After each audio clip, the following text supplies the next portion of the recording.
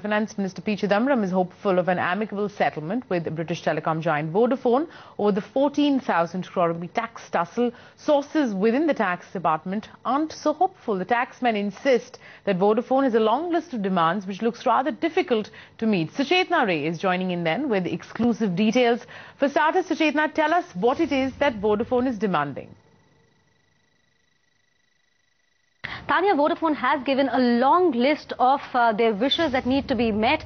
For starters, they want both the tax cases that they're fighting in India. One is the capital gains tax and the other, the transfer pricing tax issue, to be settled together. And both of these tax issues put together are over 17,000 crore rupees. As far as the capital gains tax is concerned, Vodafone wants a complete waiver of the interest and the penalty.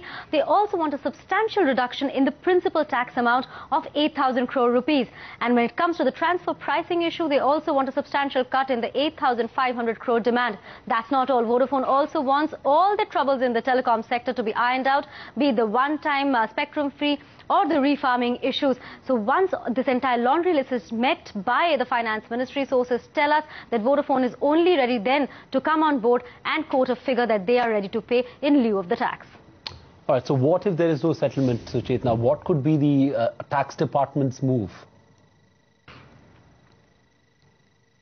Sandeep, sources in the Income Tax Department tell us that the taxman has already made the suggestion to the Finance Ministry that if talks between Vodafone and the government hit a roadblock, then the government should go ahead and attach properties of Vodafone PLC. And in this case, it would be shares that the global parent, that is Vodafone PLC, holds in its Indian arm, Vodafone India. Under Section 220 of the Income Tax Act, the taxman is authorized to do so, but it will be a big blow to Vodafone, as it means that Vodafone PLC will have no rights over their stake in Vodafone India. But experts, Sandeep, do believe that there is still hope of an amicable settlement, and the key to their optimism is P. Chidambaram, the Finance Minister himself, because we all remember it was Chidambaram who brought the curtains down on the controversial ITC issue regarding their indirect taxes, and therefore people are still hopeful of an amicable settlement. We did get in touch with Vodafone. They have reiterated that it is settlement that they want.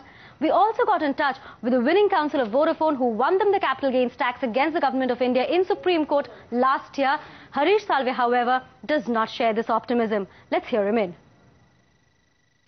If today the government of India settles anything with anybody else, the word settle has a very negative connotation. And there will be a PIL tomorrow and somebody will drag the government to court, as has been happening. So, given the present atmosphere, and I don't think anybody is willing to believe in a settlement.